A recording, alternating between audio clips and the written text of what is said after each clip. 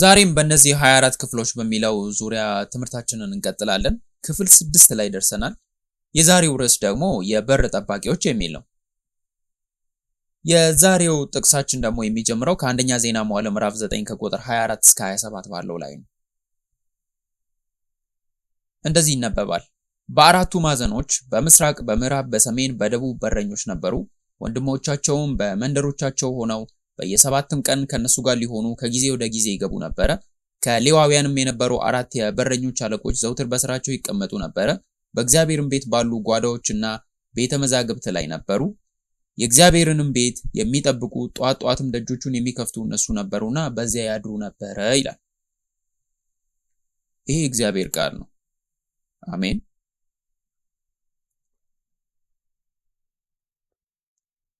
አሁን ስለ 24ቱ ክፍሎች እየተማርን ነው።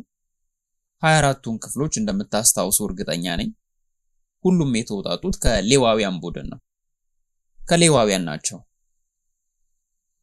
ከ24ቱ ክፍሎች የመጀመሪያዎቹንም ስም ሰጥተን አይተናቸዋል። የመጀመሪያውን ክፍል የመጀመሪያው ቡድን ልንለው እንችላለን። ሌዋውያን የቤተ መቅደስ ሰራተኞች ናቸው። የመቅደስ ሰራተኞች ናቸው። ከዚያም ሁለተኛው አለ ካህናት ናቸው። እነሱ ደግሞ የካህናት ቡድን ልንል እንችላለን። ሶስተኛው ደግሞ ሙዚቀኞች ብለናል። ሙዚቀኛ ብቻ እንዳልሆኑ የመዘምራንና የኦርኬስትራ አባላትም እንደነበሩ ተምረናል። ስለዚህ በዛሬው ይህንን እንመለከታለን ማለት ነው። አራተኛው ስለ በር ጠባቂዎች ነው። ልክ ስለ በር ጠባቂዎች ብዬ ስጀምር በር ላይ እየጠበቁ የሚያስገቡ እንደሆኑ መገመት እንችላለን። ነገር ግን ለምን እዛ በር ጠባቂ እንደሆኑ ማሰብ ተፈጥሯዊ ይመስለኛል። በር ጠባቂዎች ወይም የእግዚአብሔርን ቤት የሚጠብቁ ልንላቸው እንችላለን። በምንኖርባቸው የዓለማችን ክፍሎች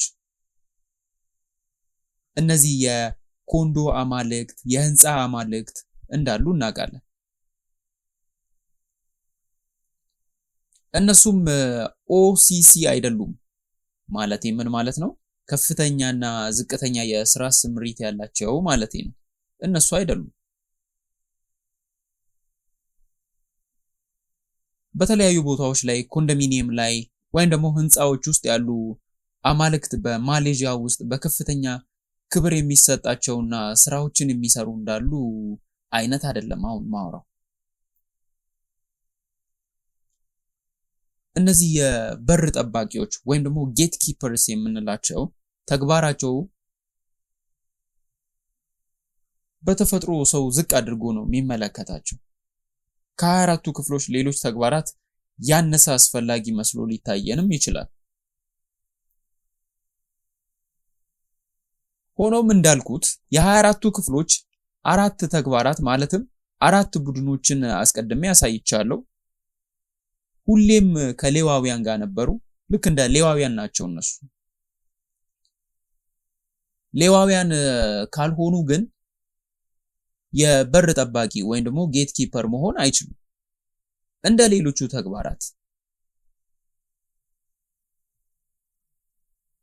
እነዚህ በር ጠባቂዎች ተገቢ ያልሆነ ስራ ወይም ደግሞ ያነሰ ስራ እንደሚሰሩ ብቻ መገመት የለባቸውም።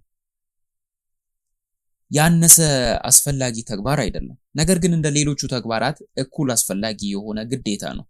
ልክ እንደ ቤተ መቅደስ ሰራተኞች፣ እንደ ካህናት፣ እንደ ሙዚቀኞች፣ እንደ ምስጋና ቡድን እንደ ሌሎቹ ተግባራት እኩል አስፈላጊ የሆነ ግዴታ ነው። እስኪ ይህንን እንመልከት። አንደኛ ዜና መዋዕል ምዕራፍ 9 ከቁጥር 22ን እንመልከት። አንደኛ ዜና መዋዕል ምዕራፍ 9 ከቁጥር 22 እንዲህ ይላል። የመድረኩ በረኞች የሆኑ ዘንድ የተመረጡ እነዚህ ሁሉ 212 ነበሩ። ዳዊትና ነቢዩ ሳሙኤል በስራቸው ያቆዩአቸው እነዚህ በመንደሮቻቸው በየትውልዳቸው ተቆጠሩ። ስለዚህ እነዚህ የበር ጠባቂዎች የተመረጡ ሰዎች ናቸው። ልክ እንደ ሌሎቹ የ24ቱ ክፍሎች ተግባራት የተመረጡ እንደሆኑ ማለት ነው። ሌዋውያን ብቻ የበር ጠባቂ መሆን ነው የሚችሉት። ከዚያ ውጭ ማንም መሆን አይችልም።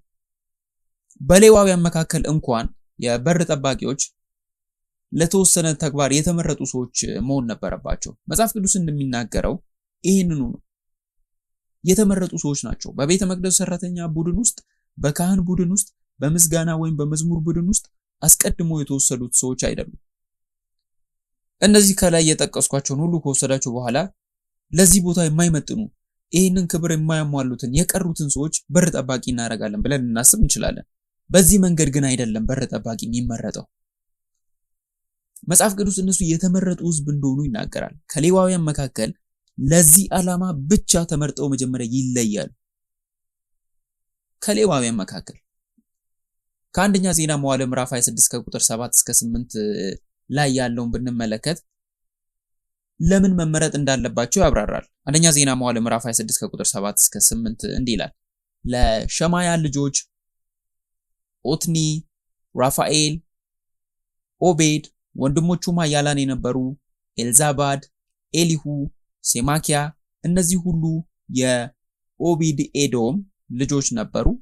እነሱም ልጆቻቸውም ወንድሞቻቸውም ለማገልገል ኃያላን የነበሩ የኦቤድ ኤዶም ልጆች 62 ነበሩ ይላል። በዕብራይስጥ ቃል እነዚህ የበር ጠባቂዎች የዘር ሐረግ ነበሩ። ለጀግንነታቸው ወይም ደግሞ ለችሎታቸው መጽሐፍ ቅዱስ የሚጠቀመው የዕብራይስጥ ቃል ሃል የሚል ነው። እዚህ ጋር እንደምታዩት ልታዩት ትችላላችሁ። ትንሽ ነው ግን ይታያል ብዬ አስባለሁ። የተጻፈበት ቅርጽ ትንሽ ነው ግን ማየት እንደምትችሉ ተስፋ አደርጋለሁ። ሃል ነው የሚባለው። ሃል የዕብራይስጥ ቃል ነው። እሱም ሰራዊት ወይም ጥንካሬ ወይም ኃይል፣ ጠንካራ ሰራዊት፣ ወታደር እንደማለት ነው። ጥንካሬና ኃይል የዕብራይስጥ የጥንካሬን ቃል የሚገልጹበት አካሄድን በትክክል የሚገልጽልን ቃል ይሄኛው።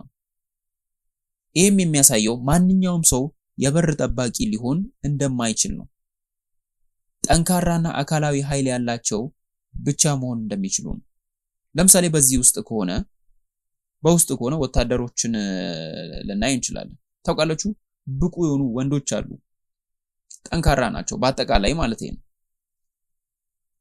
የተመረጡ ናቸው። አገራቸውን ለመጠበቅ አገልግሎት በሚያስፈልግበት ቦታ ለመስጠት የሚመዘገቡ ናቸው ማለት ነው። ከነሱ መካከል የሰራዊት ፖሊስ፣ የወታደር ፖሊስ ሊባል ይችላል። የፕሮቶኮል ፖሊሶችም፣ የወታደራዊ መዋቅሩ ላይ የተቀመጡ ፖሊሶችም በአጠቃላይ ወታደራዊ ፖሊስ ብለን ልንጠራው እንችላለን። ነገር ግን በተለምዶ ከመደበኛው ወታደሮች የበለጠ ጠንካራ ናቸው። ከመደበኛው ወታደር የበለጠ ትልቅ ናቸው። ምክንያቱም መሰረታቸው መጠበቅ ያለባቸው ትልቅ ነገር ነው። ሰዎች ከነሱ ወታደሮች መጠበቅ ያለባቸው ነገሮችም አሉ። በተመሳሳይ መንገድ የበር ጠባቂዎች ልክ እንደ ስማቸውም እንደሚያብራራው ቤተ መቅደሱን መጠበቅ አለባቸው። ነገሮችን መጠበቅ አለባቸው። በአካል ጠንካራ መሆን አለባቸው። ከሌሎች ሰዎች የበለጠ ጠንካራና ኃያል መሆን አለባቸው። ለዚህ ነው የተመረጡ ሰዎች ያልኳቸው። ማንኛውም ሌዋዊ ብቻ ሊያደርገው የሚችለው አይደለም። ነገር ግን አካላዊ ጥንካሬ ያላቸው ኃይለኛና ከሌሎች የበለጠ ጠንካራ መሆን ይጠበቅባቸዋል። ልክ እንደ ኤምፒ በዚህ ስራ ላይ ሊሰሩ የሚችሉ መሆን ነበረባቸው። ስለዚህ በሌዋውያን መካከል እንኳን እነዚህ በሮችን የሚጠብቁት የተመረጡ ነበሩ። የበር ጠባቂዎች ምን አይነት ተግባር ተሰጥቷቸው ነበር?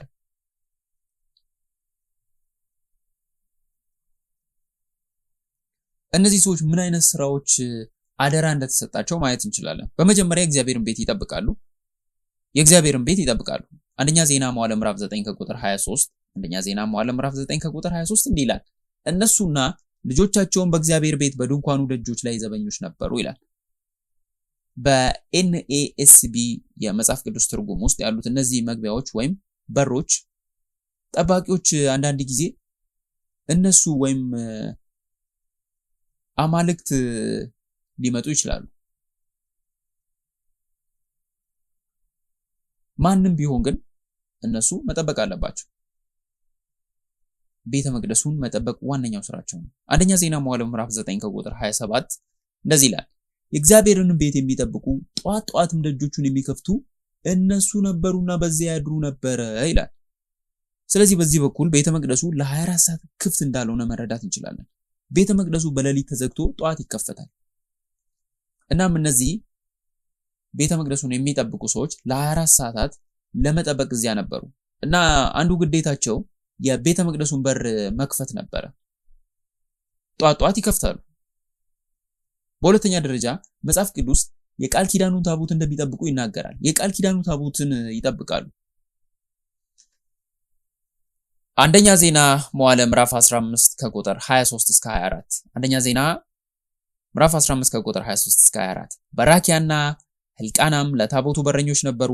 ካህናቱም ሰባንያ፣ ዮሳፍጥ፣ ናትናኤል፣ አማሳይ፣ ዘካርያስ፣ በናያስ፣ አላዛር በእግዚአብሔር ታቦት ፊት መለከት ይነፉ ነበረ።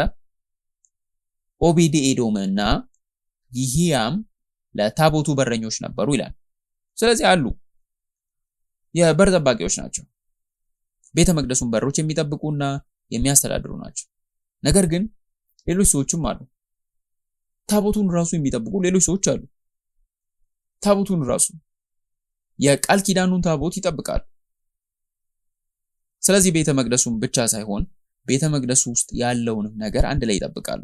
በተለይ የቃል ኪዳኑን ታቦት በቤተ መቅደሱ እጅግ ቅዱስ በሆነው ስፍራ የሚገኘውን ታቦት፣ የእግዚአብሔርን መገኘት የሚያመለክተውን ታቦት፣ የእግዚአብሔር ቃል የሚወጣበትን ቦታ፣ የእግዚአብሔር ቃል ለሕዝቡ የሚደርስበትን ቦታ ይጠብቃሉ። እስኪ ስለነሱ አስቡ። ይጠብቃሉ።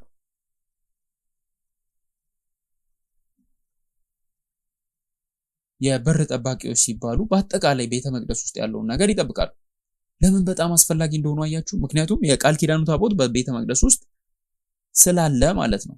የቃል ኪዳኑ ታቦት የሚጠብቁ በዛሬው ትርጓሜ የእግዚአብሔርን መገኘት የሚጠብቁ ናቸው። የእግዚአብሔርን ቃል የሚጠብቁ የበር ጠባቂዎች የተሰጣቸው ዋና ተግባር ይሄ ነው። ሶስተኛው መጽሐፍ ቅዱስ እርኩሳንንና እርኩሰትን የነኩ ሰዎችን እንደሚከለክሉ ይናገራል። ከማን ቤተ መቅደሱን እንደሚከላከሉ እያያችሁ ነው። ነገር ግን ቤተ መቅደሱን የሚከላከሉት ከሁሉም ሰው አይደለም። መግባት ያለባቸውን ያስገባሉ፣ መግባት የሌለባቸውን ደግሞ በመከልከል ነው መጠበቅ የሚባለው። እንደዛ ነው። እርኩስ የሆኑትን ይከለክላሉ። ሁለተኛ ዜና ምዕራፍ 23 ከቁጥር 6 እንደዚህ ይላል። ሁለተኛ ዜና መዋዕል ምዕራፍ 23 ከቁጥር 6 ወደ እግዚአብሔር ቤት ግን ከካህናትና ከአገልጋዮች ሌዋውያን በቀር ማንም አይግባ፣ እነሱ ቅዱሳን ናቸውና አይግቡ፣ ሕዝቡም ሁሉ የእግዚአብሔርን ሕግ ይጠብቅ ይላል። እግዚአብሔር ካህናቱን የሚያገለግሉ ሌዋውያንን ቅዱሱን ነገር እንዲነኩ እዛ እንዲያገለግሉ ወደ ቤተ መቅደሱ መግባት እንደሚችሉ ይናገራል። ስለዚህ እርኩሳን የሆኑት ወደ ቤተ መቅደሱ መግባት እንደማይችሉ ይናገራል። በር ጠባቂዎች እነዚህ እርኩሳን ሰዎች ወደ ቤተ መቅደሱ ወይም ደግሞ ውስጥ ወዳለው ወደ የትኛውም ቦታ እንዳይሄዱ ማገድና መከልከል አለባቸው። ልክ ናቸው አይደል? ሁለተኛ ዜና መዋዕል ምዕራፍ 23 ከቁጥር 19 ከተመለከታችሁ በማናቸውም ነገር ሁሉ እርኩስ የሆነ ሰው እንዳይገባ በእግዚአብሔር ቤት በረኞችን አኖረ ይላል። ስለዚህ ሌላ ነገር እርኩሳን የሆኑ ወይም ደግሞ እርኩሰትን ያደረጉ የሆኑ ሰዎች እግዚአብሔር ቤት ውስጥ ወደ እግዚአብሔር ቤተ መቅደስ ውስጥ መግባት አይችሉም።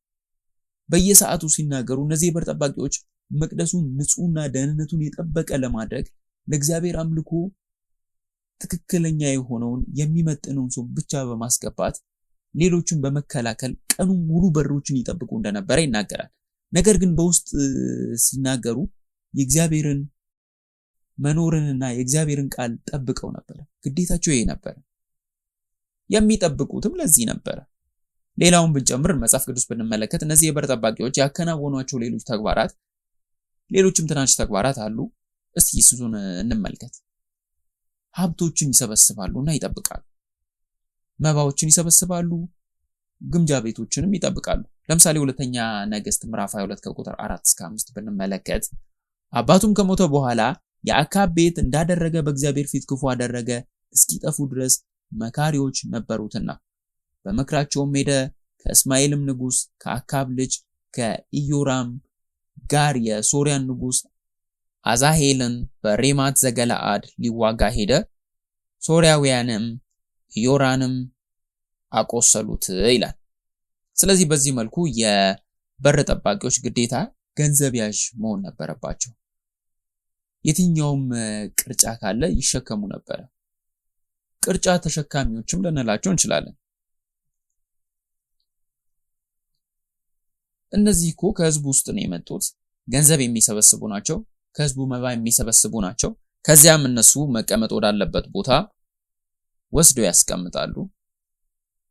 ሊቀ ካህናቱም በተወሰነው ሲያስፈልጋቸው ወደ በር ወርዶ ገንዘብ ያገኛሉ። በዚህ መልኩ የበር ጠባቂዎች የቤተ ክርስቲያን ሀብትን የሚጠብቁ ነበሩ። ገንዘብ ያዥ ነበሩ፣ ሀብት የሚጠብቁ ነበሩ። ሀብቱንም የሚይዙት እነሱ ናቸው። የቤተ ክርስቲያኑን ሀብት የሚይዙ ናቸው ማለት እንችላለን። ሁለተኛ ዜና መዋዕል ምዕራፍ 31 ከቁጥር 14 ሁለተኛ ዜና መዋዕል ምዕራፍ 31 ከቁጥር 14 እንዲህ ይላል። የሌዋውያንም የይምና ልጅ የምስራቁ ደጅ በረኛ ቆሬ የእግዚአብሔርን መባና የተቀደሱትን ነገሮች እንዲያካፍል ሕዝቡ ለእግዚአብሔር በፈቃድ ባቀረቡት ላይ ተሾመ ይላል። ስለዚህ የይምና ልጅ ኮሬ ልክ የምስራቅ በር ጠባቂዎች በመሆኑ የበር ጠባቂ እንደነበረ ማየት እንችላለን። ስለዚህ ያንን በር ይጠብቃል። ነገር ግን የእግዚአብሔርን ነፃ ፈቃድ መባዎች፣ የእግዚአብሔርን ነፃ ፈቃድ አስራቶች ኃላፊ በመሆን ያገለግላል። ስለዚህ ሰዎች እነዚህን መባዎች ሲያመጡ፣ እነዚህን ገንዘቦች ሲያመጡ ጠባቂዎች መባ መሰብሰብ ነበረባቸው፣ መቀበል አለባቸው። ለጌታ መዋጮ፣ ለቅድስተ ቅዱሳን ነገሮች፣ ለአገልግሎት ለሚያስፈልጉ ጉዳዮች የተወሰነውን ክፍል ይነገራቸውና ያንን በዛ መሰረት ያደርጋሉ። በእውነቱ የገንዘብ ያዥ ስራ በጣም አስፈላጊ እንደሆነ መገመት ትችላላችሁ። ታውቃላችሁ የትኛው ለአገልግሎት እንደሚቀርብ፣ የትኛው ለሌዋውያን ለካህናት በኋላ እንደሚሆን፣ የትኛው ትልቁ እንደሆነ። እግዚአብሔር ሁሉንም ነገር በእኩል ዓይን ነው የሚመለከተው። በመጨረሻም አንደኛ ዜና መዋዕል ምዕራፍ 9 ከቁጥር 26 ላይ ከሌዋውያንም የነበሩ አራቱ የበረኞች አለቆች ዘውትር በስራቸው ይቀመጡ ነበረ፣ በእግዚአብሔርም ቤት ባሉ ጓዳዎችና ቤተ መዛግብት ላይ ነበሩ ይላል። ስለዚህ እነዚህ በር ጠባቂዎች እንደገና በክፍሎቹ ላይ ኃላፊዎች ነበሩ። ስለዚህ ስለ ባቢሎን ቤተ መቅደስ እንደምታስታውሱ እርግጠኛ ነኝ። በቤተ መቅደስ ውስጥ ያሉትን ክፍሎች፣ የካህናት ክፍሎች፣ የመባ ክፍሎች፣ እንስሳት የሚገቡበት ክፍሎች፣ የመሳሪያ ክፍሎች፣ ሌሎችም አሉ። በር ጠባቂዎች የቤተ መቅደሱን በሮች መጠበቅ ወይም የትኛውም አደጋ እንዳይገባ መከላከልን የሚያመለክት ነው። ምናልባት ወደ ውስጥ መዘዋወር ትችሉ ይሆናል። እናም እያንዳንዱ ክፍል ውስጥ ያሉትን ዕቃዎች ሁሉ በውስጡ እንዲቀመጡ ማድረግ አለባቸው። እነዚያ ሁሉ የመስዋዕት እንስሳት፣ እነዚያ ሁሉ መባዎች በአስተማማኝና በጥሩ ሁኔታ የተቀመጡ መሆን አለባቸው። በእግዚአብሔር ቤት ውስጥ ያሉ መዛግብት ላይ ቢሆን እንኳን እነዚህ ሶስት ቅዱሳን መጻሕፍት መጽሐፍ ቅዱስን የመጠበቅ ግዴታን የሚጨምሩ እግዚአብሔር መሳቶችን በአጠቃላይ የመቆጣጠር ኃላፊነት እንደሰጣቸው የሚያመላክት ነው። አንድ ሰው ገንዘብን በመያዝ የታመነ ከሆነ እሱ በጣም የታመነ ነው። ስህተቶች ቢኖሩትም በጣም የታመኑ ሰዎች ስህተት ሊሰሩ ይችላሉ። ስህተት ሰው ላይ ሊገኝ ይችላል። ልክ እንደ ይሁዳ ፍርሃት የኢየሱስ ክርስቶስ ደቀ መዛሙርት አንዱ ነው። የገንዘብ ሳጥን የመጠበቅ ኃላፊነት ተሰጥቶ ነበር። ነገር ግን በኋላ ላይ ኢየሱስን አሳልፎ የሰጠውና የኢየሱስ ክርስቶስ ሻጭ ሆኖ የተገኘ ነው። ሆኖም እስከዚያ ቅጽበት ድረስ ኢየሱስ ክርስቶስ አሳልፎ እስከሰጠበት ድረስ ይሁዳ ካራ የሆነበት ምክንያት የገንዘብ ሳጥን የመንከባከብ ኃላፊነት የተሰጠው በመቁጠር ጎበዝ ስለነበረ ነው። ምክንያቱም እንደ ታማኝ አገልጋይ ስለሚታይ ማለት ነው። በተመሳሳይ መንገድ መጀመሪያ ላይ በር ጠባቂዎች ነበሩ። እነሱ ጨዋ ያልሆኑ ሰዎችም ሊሆኑ ይችላሉ አንዳንድ ጊዜ ማለት ነው።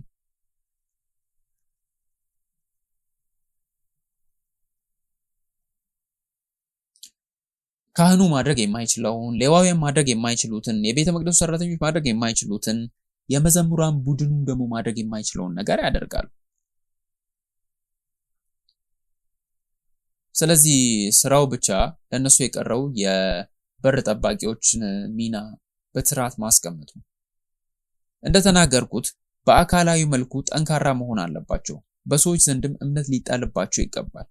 እነሱ ያልተገባ ሰዎች እንዳልነበሩ ወይም የተረሱ ሰዎች፣ የተረፉ ሰዎች እንዳልነበሩ መመልከት እንችላለን። ነገር ግን እንደ ሌሎቹ ተግባራት በጣም አስፈላጊ እንደሆኑ ማየት እንችላለን። እናም ለእግዚአብሔር ልዩ ተግባር የተመረጡ ሰዎች ነበሩ። ነገር ግን አንድን ነገር ለመጠበቅ በተለይም የእግዚአብሔርን መኖር የሚያመለክተውን ታቦት ለመጠበቅ፣ የእግዚአብሔርን ቃል ለመጠበቅ ተመሳሳይ ነገር ወደ አእምሯችን ሊመጣ እንደሚችል አስባለሁ። ዘፍጥረት ምዕራፍ 2 ከቁጥር 15 ላይ ያለው ጥቅስ ወደ አእምሮ የመጣ ዘፍጥረት ምዕራፍ 2 ከቁጥር 15 እንዲህ ይላል፣ አራተኛውም ወንዝ ኤፍራጥስ ነው። እግዚአብሔር አምላክም ሰውን ወስዶ ያበጃትም ይጠብቃትም ዘንድ በኤደን ገነት አኖረው ይላል። የእርሻው የዕብራይስጥ ቃል በማያ ገጹ ላይ እንዳልሆነ አይቻለው። ነገር ግን ያዳ ይባላል። ይህ ማለት አምልኮ ማለት ነው። ይቅርታ፣ አባድ፣ እነዚህን ቃላት ነው የሚወክለው። ማምለክ እንደማለት ነው። ነገር ግን ለእርሻው የዕብራይስጥ ቃል ሻማር ነው የሚጠቀመው። በማያ ገጹ ላይ አለ። ይሄም ማለት መጠበቅ ማለት ነው። መጠበቅ ማለት መታገስንም የሚጨምር ነው።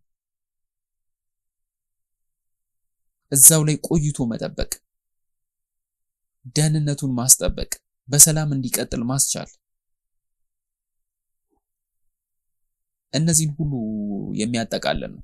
ስለዚህ አዳም በውጫዊ መልኩ የኤደን ገነትን ገጽታ የመጠበቅ ትእዛዝ ተሰጥቶ ነበር።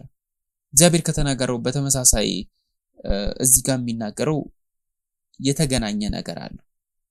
በር ጠባቂዎች ቤተ መቅደሱን ከርኩሰት እና ከተለያዩ ከማይገቡ ነገሮች እንደሚጠብቁ እየተናገረ ነው። አዳም የኤደን ገነት ጠባቂ ነው። እርኩሰት እንዳይገባ ትእዛዝ ተሰጥቶታል። ሆኖም ግን ያ ግዴታውን ማድረግ እንዳልቻለ እናውቃለን። ምክንያቱም በኋላ ላይ እባቡ መቶ ከሴቲቱ ጋር መነጋገር እንደጀመረ አይተናል። ግን ያ ውጫዊ ትእዛዝና ስርዓት ነው። ግን በውስጡ ምን ማለት እንደሆነ ማሰብ አለብን።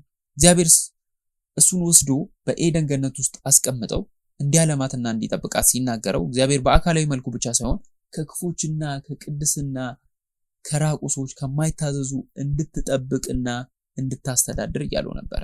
ነገር ግን በውስጥም ሆነ በመንፈሳዊ አዳም የእግዚአብሔርን መገኘት የእግዚአብሔርን ቃል እንዲጠብቅ ታዞ ነበረ። የሱም ትእዛዝን ተቀብለው ነበረ። እግዚአብሔር በኤደን ገነት ለአዳም የሰጠውን ግዴታም እየተወጣ ነበረ። የኛ ግዴታ የእግዚአብሔርን መገኘት መጠበቅ እንደሆነ ታስተውላላችሁ።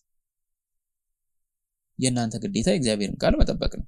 እንደተናገርኩት እባቡ ወደ ኤደን ገነት በመግባት በድብቅ በመግባት ይህን ግዴታውን የሳተ አስመሰለው።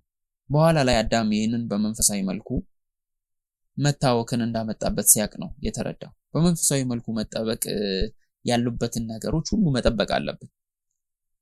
እግዚአብሔር እባካችሁ ትእዛዜን ጠብቁ፣ ቃሌን ጠብቁ፣ መገኘቴን ጠብቁ እያለ ይናገራል። በኋላ ግን አዳም ሄደ፣ ከእግዚአብሔርም ፊት እየሸሸ ነበር። እግዚአብሔር የት ነህ አዳም አለ። እግዚአብሔርም አዳም የት እንዳለ እንዳላወቀ ሳይሆን እግዚአብሔር መንፈሳዊ ሁኔታውን መንፈሳዊ ቦታውን እየጠየቀ እንደነበረ ተምረናል። የት ነህ? አንተ በእኔ ውስጥ ነበርክ። አንተ በእኔ ውስጥ እየኖርክ እያለ ነው ማቀው። አንተ ከኔ በታች እንዳለ ነው ማቀው። አሁን የት ነህ እያለው። እንዲሁ እግዚአብሔርን ቃል መጠበቅን እንዴት እንደሚፈልገውም ይናገራል። ነገር ግን አልታዘዘም አዳም። እግዚአብሔርን ቃል ሰበረ። የ24ቱን ክፍል ማድረግ ያለበት አንዱ ግዴታ መጠበቅ የሆነውም ለዛ ነው።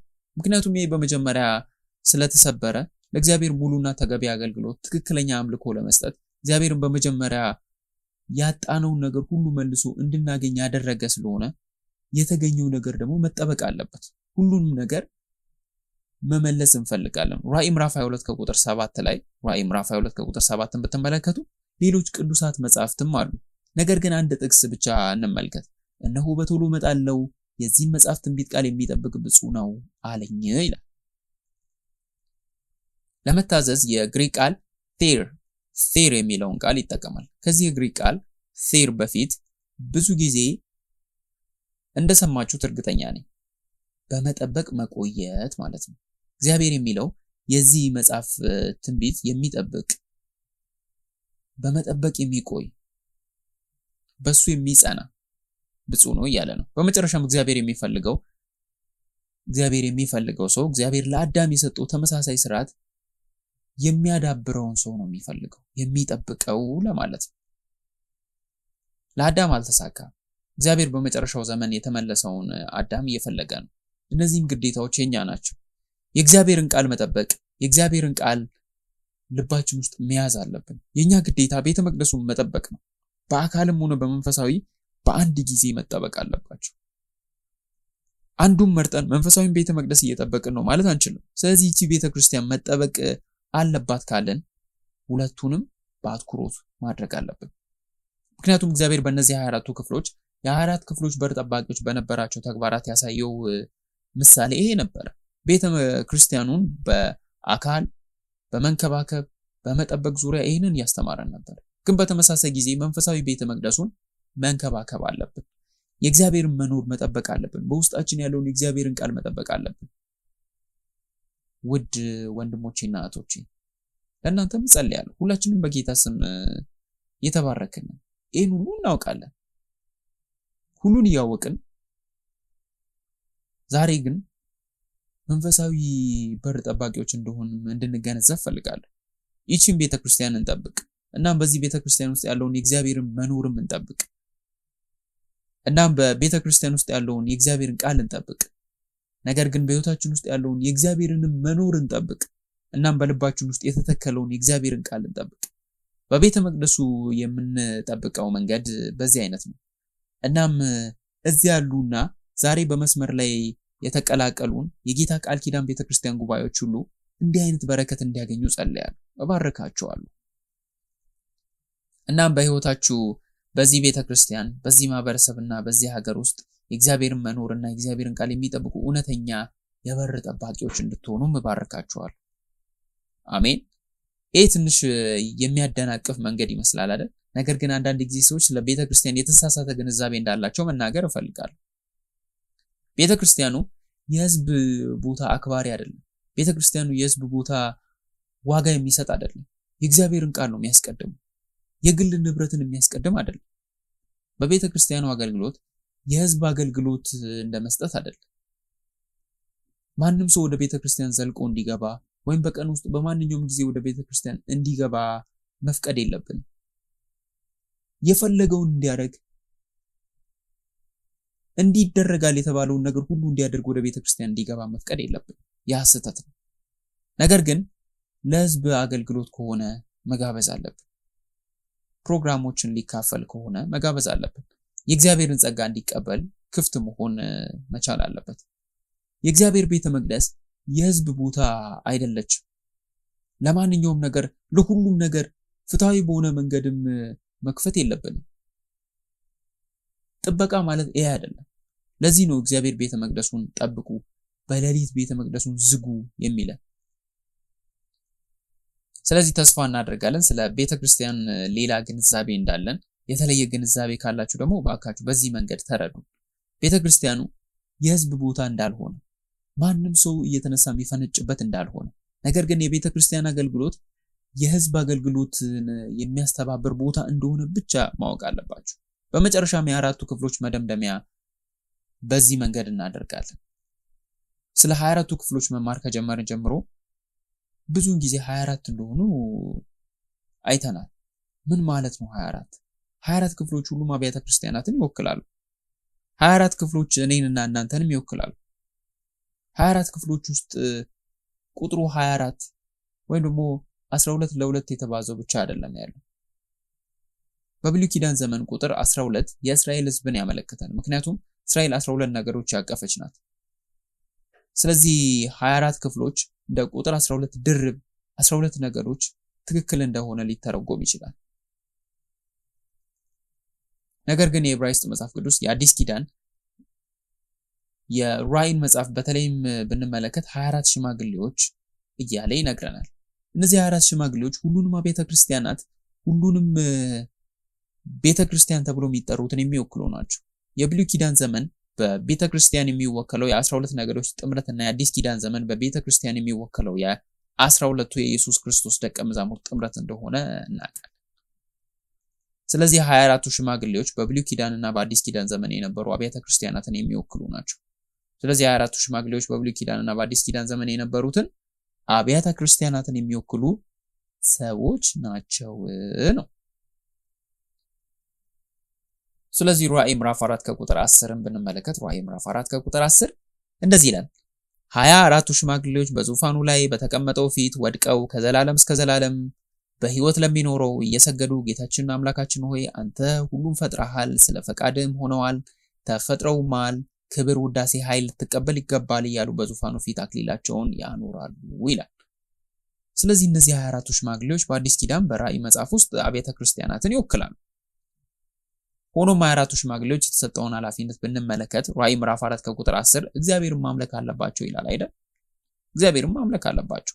እግዚአብሔር 24ቱ ሽማግሌዎች በፊቱ ወድቀው ለዘላለም ለሚኖሩ እያሉ እንዲሰግዱ ነው የሚፈልገው።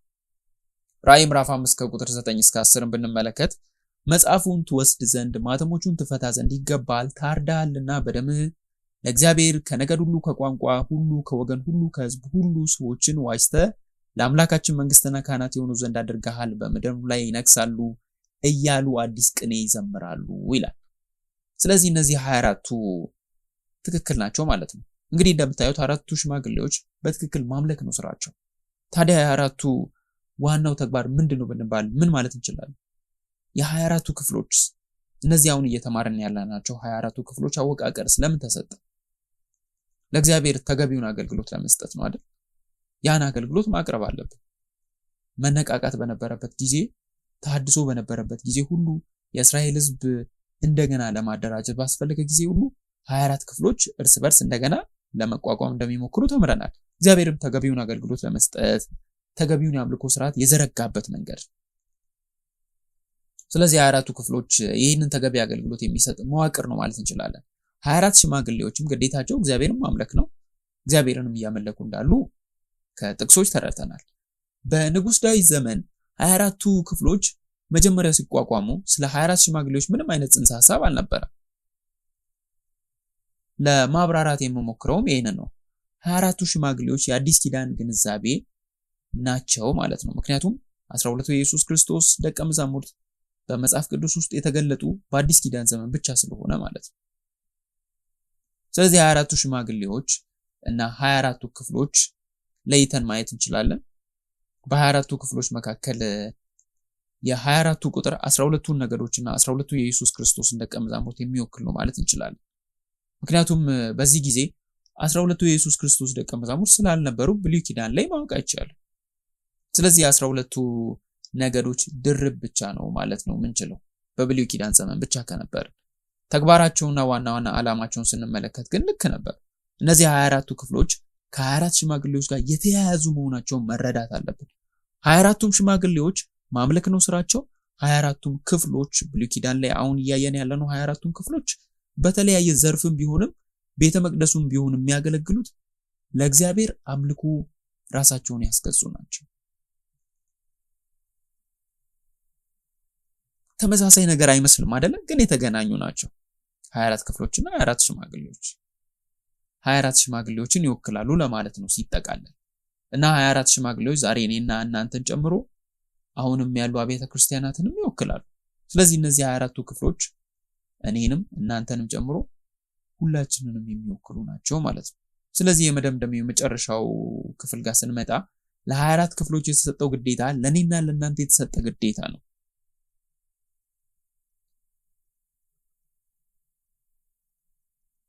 ያንንም ደጋግማችሁ እንድታዩ አበረታታችኋለሁ። የነሱ ግዴታ ዛሬ የኛም ግዴታ ነው የሚሆነው። የነበሯቸው መዋቅር የአምልኮ ነበር። ነገር ግን እግዚአብሔር እንደሚለው አምናለሁ። የታደሰች ቤተክርስቲያን፣ የታደሰ አገልግሎት እግዚአብሔር እንዲሰጣችሁ ለምናለሁ። ከዚህም ይህንን በቤተክርስቲያን ውስጥ የ24ቱ ክፍሎች መዋቅር በአገልግሎት እንደተገለጹ አይተናል። በዚህም አማካኝነት አገልግሎቱ እንደገና መታደስ የሚችል የጌታ ቃል ኪዳን በቤተ መቅደስ ውስጥ አምልኮን ማደስ የሚያስችል እንደሆነ አይተናል።